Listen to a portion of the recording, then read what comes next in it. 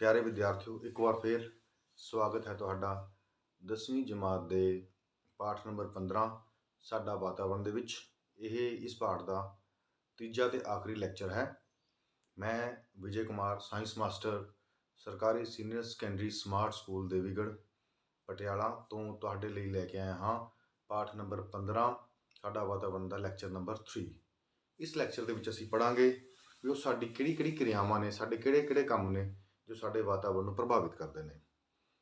ਜਿਵੇਂ ਤੁਸੀਂ ਦੇਖਦੇ ਹੋ, ਆਪਾਂ ਆਮ ਸ਼ੁਰੂ ਤੋਂ ਹੀ ਪੜ੍ਹਦੇ ਆ ਰਹੇ ਹਾਂ ਵੀ ਮਨੁੱਖ ਦੀਆਂ ਬਹੁਤ ਸਾਰੀ ਕਿਰਿਆਵਾਂ ਨੇ ਜੋ ਸਾਡੇ ਵਾਤਾਵਰਨ ਨੂੰ ਪ੍ਰਭਾਵਿਤ ਕਰ ਰਹੀਆਂ ਨੇ।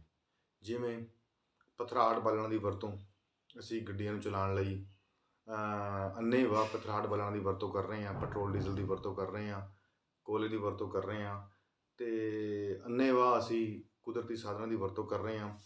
ਅਤੇ ਇਹਨਾਂ ਸਾਰਿਆਂ ਦਾ ਨਤੀਜਾ ਇਹ ਹੋਇਆ ਵੀ ਸਾਡਾ ਜਿਹੜਾ ਵਾਤਾਵਰਨ ਹੈ ਬਹੁਤ ਜ਼ਿਆਦਾ बुरी तरह नाल प्रभावित हो रहा है। तो इस वातावरण के प्रभावित होने नाल जीवां ते भी इसका बहुत माड़ा प्रभाव पै रहा। इसकी सब तो वड्डी उदाहरण आपां गल करते हैं ओजोन परत बारे। मनुख दीयां बहुत सारी क्रियावां ने जिन्हां ने ओजोन परत नूं भी बहुत ज़्यादा प्रभावित किया है। आओ हुण पढ़दे हां भी ओजोन परत है की है, ये किवें बनदी है, तो इसनूं किहड़ी-किहड़ी गल्लां प्रभावित करदियां ने। देखो, ओजोन परत इसका जिहड़ा सूत्र है ओजोन का O3 है। आ जिवें देख रहे हो तुसीं, इसका सूत्र की है भी O3 ਦੇ ਨਾਲ ਅਸੀਂ ओजोन ਨੂੰ दिखाने O3 ऑक्सीजन का ही रूप है सुधरिया होया। ਜਦੋਂ सूरज तो आ रही परावैंगनी किरणां वातावरण ਦੇ ਵਿੱਚ मौजूद ऑक्सीजन के उपर पैंदियां ने ਤਾਂ ਇਹ ऑक्सीजन ਨੂੰ ओजोन ਦੇ ਵਿੱਚ बदल ਦਿੰਦੀਆਂ ਨੇ।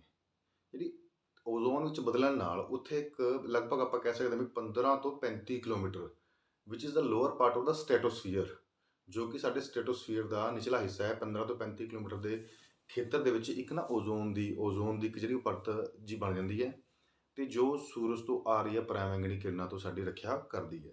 जे परावैंगनी किरणा साडे शरीर के उपर सीधे रूप में पै जाण तां साडे विच शरीर का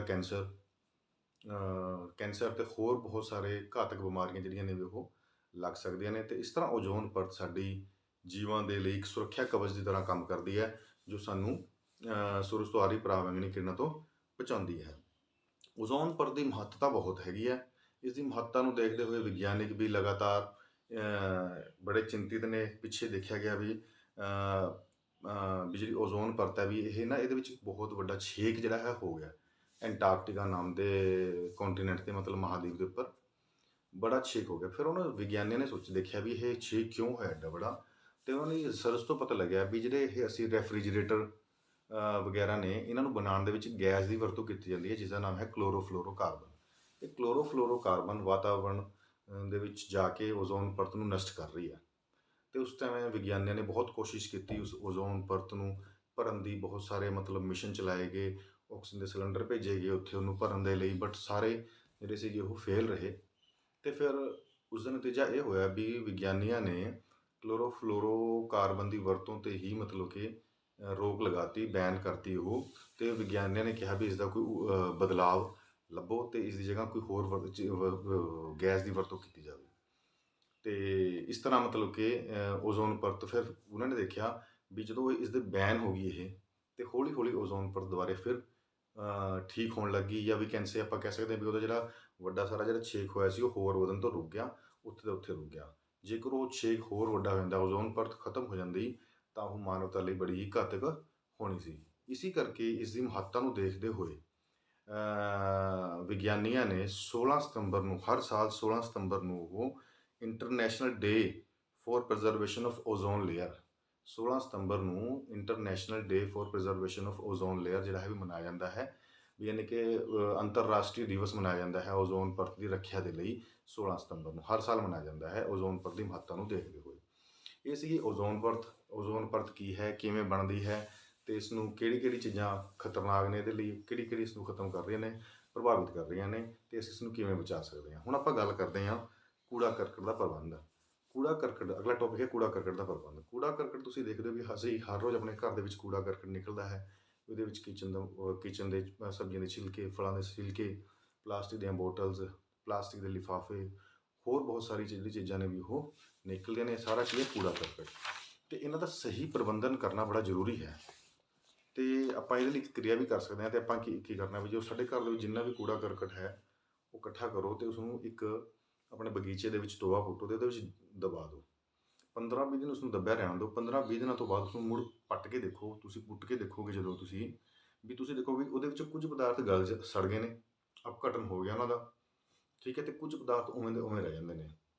ਜਿਹੜੇ ਗਲ ਸੜ ਗਏ ਉਹ ਜੈਵ ਵਿਘਟਨਸ਼ੀਲ ਪਦਾਰਥ ਨੇ, ਜਿਹੜੇ ਨਹੀਂ ਗਲੇ ਸੜੇ ਉਹ ਜੈਵ ਅਵਿਘਟਨਸ਼ੀਲ ਪਦਾਰਥ ਨੇ। ਯਾਨੀ ਕਿ ਜਿਹੜੇ ਪਦਾਰਥਾਂ ਦਾ ਵਿਘਟਨ ਸੂਖਮ ਜੀਵ ਕਰ ਸਕਦੇ ਨੇ ਉਹਨਾਂ ਨੂੰ ਜੈਵ ਵਿਘਟਨਸ਼ੀਲ ਪਦਾਰਥ ਕਹਿੰਦੇ ਨੇ। ਜਿਵੇਂ ਇਹਦੇ 'ਚ ਆਪਣੀ ਸਬਜ਼ੀਆਂ ਦੇ ਛਿਲਕੇ ਆ ਗਏ, ਕਾਗਜ਼ ਆ ਗਿਆ, ਕਾਗਜ਼ ਕਿਹੜਾ ਵੀ, ਅਖਬਾਰਾਂ ਦਾ ਕਾਗਜ਼, ਕੋਈ ਵੀ ਕਿਸੇ ਤਰ੍ਹਾਂ ਦਾ ਵੀ ਕਾਗਜ਼, ਅਤੇ ਇਹ ਸਾਰੇ ਜੈਵ ਵਿਘਟਨਸ਼ੀਲ ਪਦਾਰਥ ਨੇ। ਅਤੇ ਜਿਨ੍ਹਾਂ ਦਾ ਵਿਘਟਨ ਨਹੀਂ ਕਰ ਪਾਉਂਦੇ ਉਹਨਾਂ ਨੂੰ ਕੀ ਬੋਲਦੇ ਆ, ਜੈਵ ਅਵਿਘਟਨਸ਼ੀਲ ਪਦਾਰਥ।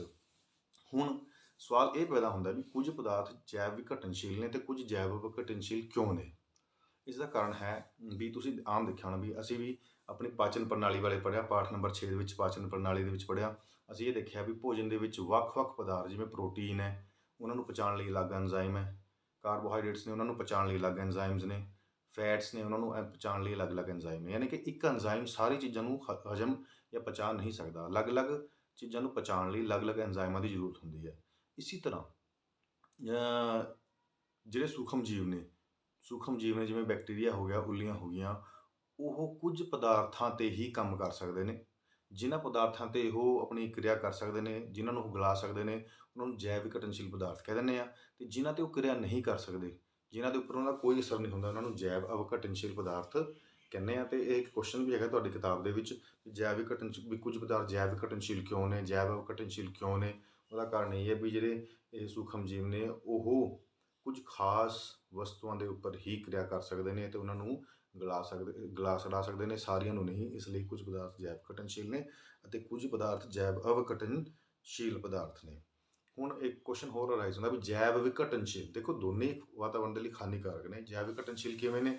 ਜੈਵ ਵਿਘਟਨਸ਼ੀਲ ਜਿਹੜੇ ਪਦਾਰਥ ਨੇ, ਜਿਵੇਂ ਆਪਣੇ ਕੂੜਾ ਕਰਕਟ ਹੋ ਗਿਆ, ਸਬਜ਼ੀਆਂ ਛਿਲਕੇ, ਇਹ ਤੁਸੀਂ ਦੇਖੋਗੇ ਵੀ ਜਿੱਥੇ ਢੇਰ ਲੱਗਿਆ ਹੋਇਆ ਇਹਨਾਂ ਦਾ, ਅਤੇ ਇਹ ਜਦੋਂ ਇਹਨਾਂ ਦਾ ਵਿਘਟਨ ਹੁੰਦਾ, ਇੱਕ ਤਾਂ ਇਹ ਤਾਪ ਪੈਦਾ ਕਰਦੇ ਨੇ, ਨੰਬਰ 2 ਇਹਦੇ ਵਿੱਚੋਂ ਗੰਦੀ ਸਮੈਲ ਆਉਂਦੀ ਹੈ।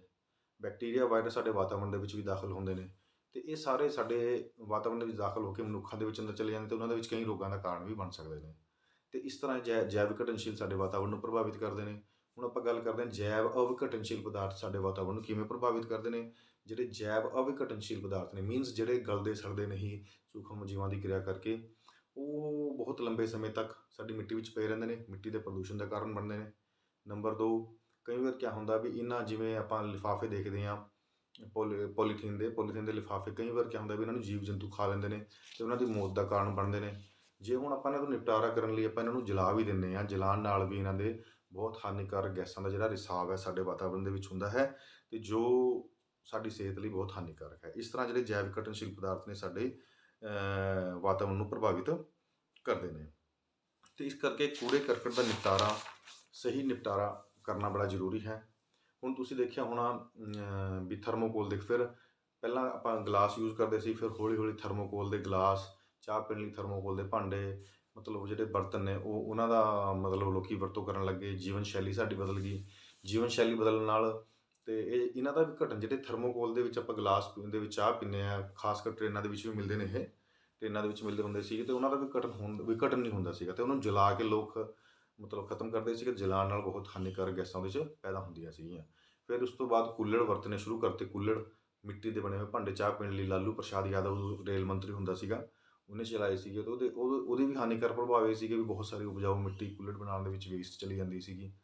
ਅਤੇ ਫਿਰ ਉਸ ਤੋਂ ਬਾਅਦ ਹੁਣ ਕਾਗਜ਼ ਦੇ ਜਿਹੜੇ ਕੱਪ ਹੈ, ਉਹਦੇ 'ਚ ਰੇਲ ਗੱਡੀ ਦੇ ਵਿੱਚ ਉਹਨਾਂ ਵਿੱਚ ਚਾਹ ਪਿਲਾਈ ਜਾਂਦੀ ਹੈ। ਕਾਗਜ਼ ਫਿਰ ਵੀ ਵਿਘਟਨਸ਼ੀਲ ਪਦਾਰਥ ਹੈ, ਵੀ ਮਿੱਟੀ ਵਿੱਚ ਰਲ ਕੇ ਇਹ ਗਲ ਸੜ ਸਕਦਾ ਹੈ। ਅਤੇ ਮਤਲਬ ਕੁਝ ਆਪਾਂ ਨੂੰ ਅਜਿਹੇ ਕੰਮ ਕਰਨੇ ਚਾਹੀਦੇ ਨੇ ਵੀ ਜਿਹੜੇ ਸਾਡੇ ਵਾਤਾਵਰਣ ਨੂੰ ਬਚਾ ਸਕਣ, ਸੁਰੱਖਿਅਤ ਰੱਖ ਸਕਣ। ਜਿਹੜੇ ਇਹ ਕੂੜਾ ਕਰਕਟ ਹੈ, ਇਹਨਾਂ ਨੂੰ ਆਪਾਂ ਨੇ ਸਹੀ ਢੰਗ ਨਾਲ ਨਿਪਟਾਰਾ ਕਰਨਾ ਹੈ। ਘਰ ਦੇ ਵਿੱਚ ਵਿਘਟਨਸ਼ੀਲ ਅਤੇ ਅਵਿਘਟਨਸ਼ੀਲ ਕੂੜਾ ਕਰਕਟ ਪਦਾਰਥਾਂ ਨੂੰ ਅਲੱਗ-ਅਲੱਗ ਇਕੱਠਾ ਕਰੋ। ਵਿਘਟਨਸ਼ੀਲ ਪਦਾਰਥ ਨੇ ਜਿਹੜੇ ਉਹਨਾਂ ਤੋਂ ਖਾਦ ਤਿਆਰ ਕੀਤੀ ਜਾ ਸਕਦੀ ਹੈ। ਜੈਵ ਵਿਘਟਨਸ਼ੀਲ ਪਦਾਰਥ ਨੇ ਉਹਨਾਂ ਤੋਂ ਰੀਸਾਈਕਲਿੰਗ ਵਗੈਰਾ, ਰੀਯੂਜ਼ ਵਗੈਰਾ ਕਰਕੇ ਅਸੀਂ ਉਹਨਾਂ ਦੀ ਮੁੜ ਵਰਤੋਂ ਕਰ ਸਕਦੇ ਹਾਂ। 3R ਦਾ ਸਿਧਾਂਤ ਹੈ, ਉਹਦੇ ਰਾਹੀਂ ਵੀ ਅਸੀਂ ਕੂੜਾ ਕਰਕਟ ਦੇ ਨਿਪਟਾਰੇ ਦੇ ਵਿੱਚ ਕਾਫੀ ਉਪਯੋਗੀ ਹੈ ਉਹ ਸਿਧਾਂਤ ਵੀ, ਉਸਦੀ ਵਰਤੋਂ ਵੀ ਕੀਤੀ ਜਾ ਸਕਦੀ ਹੈ। ਅਤੇ ਇਹ ਸੀਗਾ ਸਾਰਾ ਸਾਡੇ ਪਾਠ ਨੰਬਰ 15 ਸਾਡਾ ਵਾਤਾਵਰਣ। ਇਸ ਦੇ ਨਾਲ ਹੀ ਸਾਡਾ ਜਿਹੜਾ ਇਹ ਪਾਠ ਖਤਮ ਹੁੰਦਾ ਹੈ ਅਤੇ ਜਲਦ ਹੀ ਤੁਹਾਡੇ ਸਾਹਮਣੇ ਨਵੇਂ ਪਾਠ ਦੀ ਨਵੀਂ ਵੀਡੀਓ ਦੇ ਨਾਲ ਫਿਰ ਹਾਜ਼ਰ ਹੋਵਾਂਗੇ। ਉਦੋਂ ਤੱਕ ਧੰਨਵਾਦ।